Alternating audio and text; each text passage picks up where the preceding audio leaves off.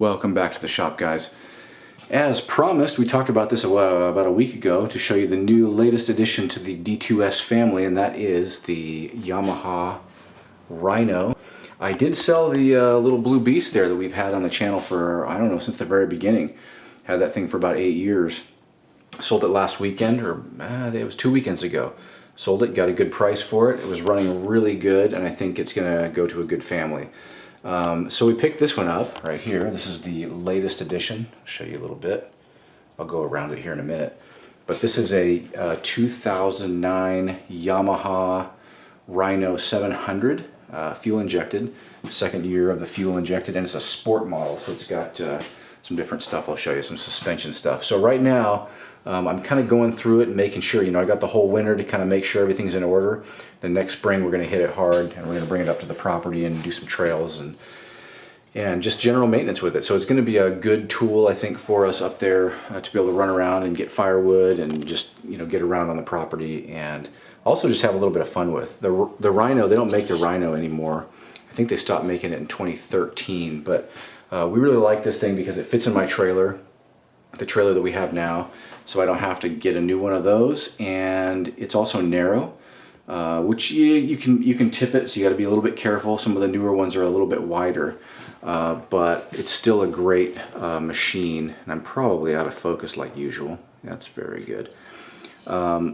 It's still a great machine for trail driving as long as you're careful and don't go too fast. All right, I'm inside the garage here, which is I'm always fighting space in this little garage. I'm telling you, these modern houses, not a good deal for garage space. I don't know, the next generation doesn't really work on their own stuff. So this is it right here. This is the 700 Sport, Rhino Sport 2009. They've added some lights right here, which I think is kind of funny. I don't like the one in the middle. I'll probably put a light bar on that in the future. Came with what are these pit bull tires. Has a couple inch, I think it's about a 2-inch spacers on the back, which I think was factory from Yamaha. And there's the interior. I'm kind of going through the motor and just looking, cleaning it up and making sure everything's in order. Everything seems to be pretty good. It runs really good. I'm not going to start it now because everybody's asleep in the house, and it's cold outside, so I don't want to open that garage. But they had a mile marker winch on it, which was junk. I took that off and threw it away. It was soaked and it was so rusted I couldn't even hardly see the motor. So don't recommend mile marker. I'll roll in some footage of that when I opened it up. I thought for a second there I might be able to fix it. Not gonna happen. Comes with custom gun racks up here. That's nice. Has a roof, which if I have this on, if you can see it here, lights. If I have that roof on, it doesn't fit in my trailer, so I have to take that thing off when I go in the trailer, which is kind of a pain. Or I have to compress the suspension once I figure out how to do that. It has, I don't know how many way adjustable shocks, but you can adjust the top, the bottom, and then the preload. So your damper, and then the rebound, and then the preload. So it comes with these piggyback shocks. Oh yeah, the guy put a bigger radiator in it. He put an aftermarket radiator in it. He was a little bit OCD, which is great, and he just wanted to make sure everything stayed cool. Apparently it did not overheat, but he just did not want to risk it. There's the cover, and these have a tilt bed or like a dump bed on them. I'm not going to do it because there's stuff in the bed, but you just pull that lever and then it dumps. It's got hydraulic assist. So, this is going to be awesome for going around and getting firewood at the property. I got a lot of that to do. They put an aftermarket, kind of a soft window thing back there. But there's a few things I have to do to it before I can drive it in this state, and even off-road. So one of them is I've got to put, sorry for the mess here, I've got to put a fire extinguisher in it. So I got this quick release fire extinguisher that I can hook on somewhere onto the roll cage, and then I have to put a mess here. I'm going to put it's required by law in Oregon, even if it's an off-road vehicle, if it's got a windshield, you've got to have a windshield wiper, an operational one. So they didn't say it has to be powered, it just has to be operational. So I'm going to put one of these little tiny windshield wipers in the middle. I don't know, just Probably won't use it because it'll scratch everything up, but I have to have it. The project today is going to be putting on this Warren Pro Vantage 3500 winch. Got the fair lead there. It actually already has the bracket that will fit that, so that was a bonus because the mile marker winch on there fit. So the same size, so it's all standard. So I actually did have to cut off this little loop bracket thing that in order to get the fair lead on there. So I'm going to do that right now. My project tonight is to get this thing bolted on.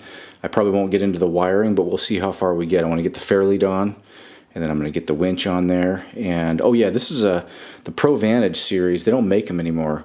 They only make like the cheaper line, and then a real expensive Axion line that's kind of, I don't know, it seemed pretty cool, but for like $600 or $700, it really wasn't worth it. I found this for under $400, probably cheaper than it was brand new. And these are just fine. I had a 2,500 pound winch on the little blue beast, the Kodiak, and I had that on there for years, and they're great. So I was able to track one of these down, and there's some places still selling them. So if you can find one of these, get them. They're pretty good.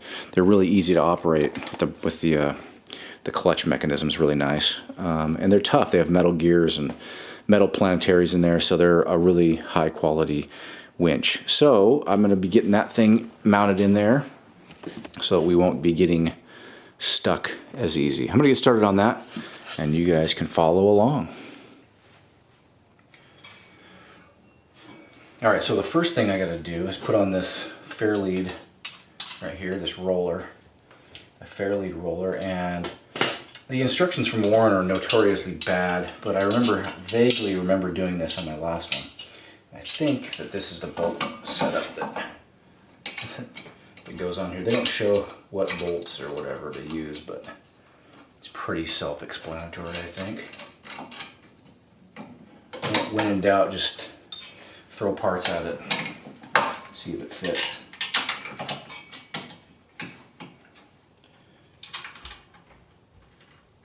We'll see here.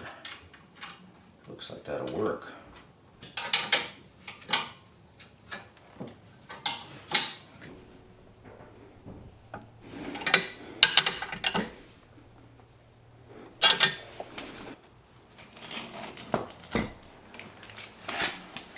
Probably should be wearing gloves, huh? Oh no.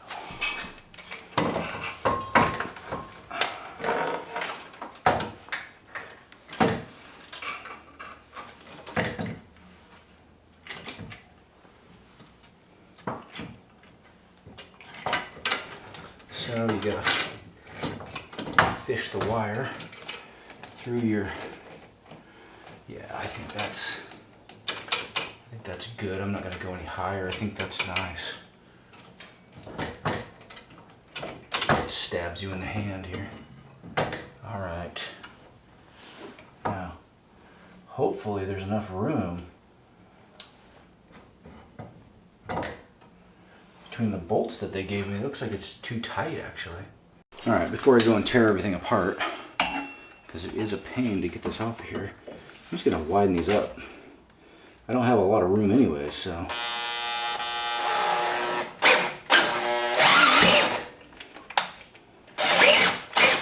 This is really soft metal.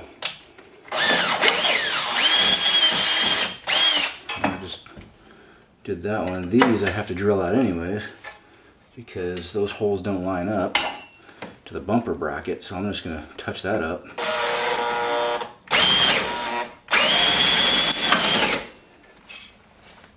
Try not to drill through the skid plate. Let's see if this works.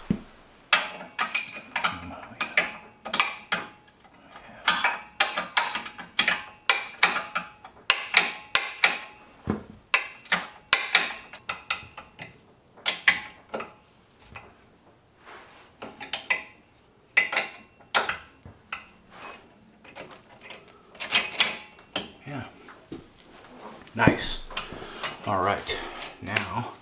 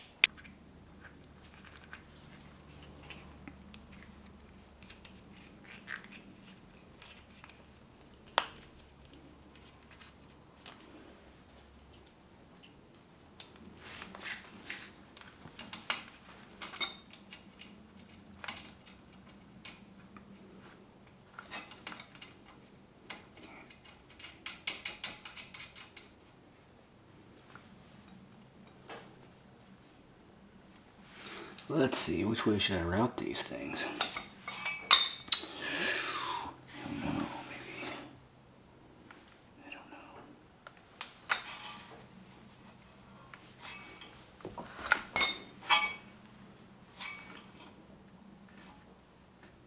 That way.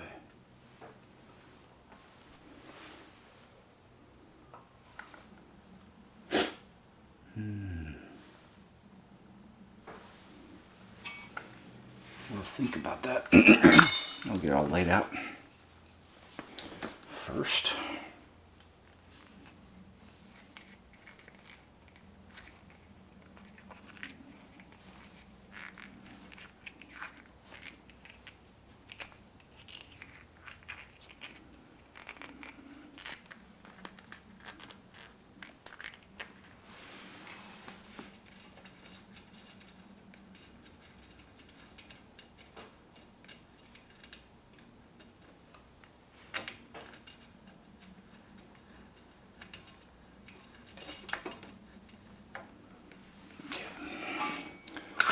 Those.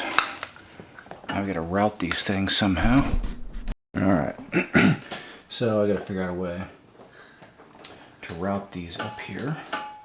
A lot of extra wire here, and I may end up cutting those down. But for now, I'll just coil them up probably. Alright, so what I'm going to do is route these up to the frame here. I think I can get a nice path in like that. It's gonna bounce around too much. I don't know yet. Let's just see if we can get in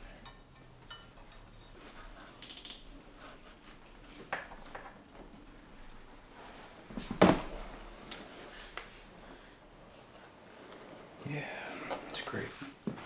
That's great. Okay.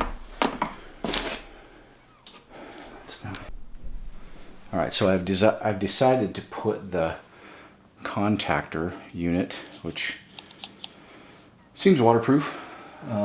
It's where the other one was, which is right here, but there's not a lot of space, and I might have to actually put some washers in there. I'd like it to be inside of this box, but there's no place to put it inside there. It's full of batteries and stuff. So I like to keep these kind of up out of the mud, but there's not really any good spot to do it. So unfortunately, that's going to have to be kind of out in the open where the other one was, but I think it'll be okay.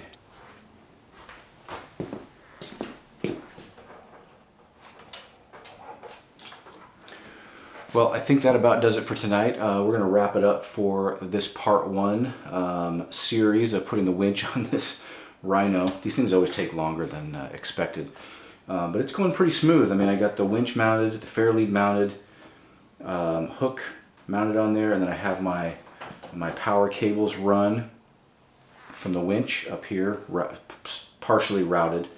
I am going to figure out a way to get rid of this excess cable right here. Once I figure out, where everything is set, I'm going to test run it, and then I'll probably end up cutting those down. That'll just make a really clean install without a bunch of stuff dangling in there, which I don't like, and that always looks goofy. But I think that that's really, it's not going to need much. I'm probably going to cut off most of this stuff. Makes it really nice, but I'll save that because it's a really good cable. And then we got the contactor mounted right here. Barely see it around the corner here. What else? We're gonna have to finish. I'm guessing. Let's see. You got your contactor. Yeah, really, it's pretty straightforward. Blue, yellow, and then the power leads go here. And then I have to run my control actuators, which have to tie into the power. So the power has to be on, and then I have to run my the in and out switch. And that's pretty much it. I don't think there's a whole lot left. It's just like the other one. I've done one just like this on my old quad. So I kind of remember how to do it. Some of the stuff's a little different, but not much. So that should be it, and that'll be really nice to have this winch on here before we take this out into the woods, because you cannot pick these up and move them very easily. So, you know, with my little ATV, I could kind of move it around if I got stuck, but this one, no go on that. So, all right, so we're gonna see you on part 2, and we're gonna finish this thing up, hopefully in 2 parts. That'd be a good deal. I don't want to take too much longer. All right, see you guys on the next one.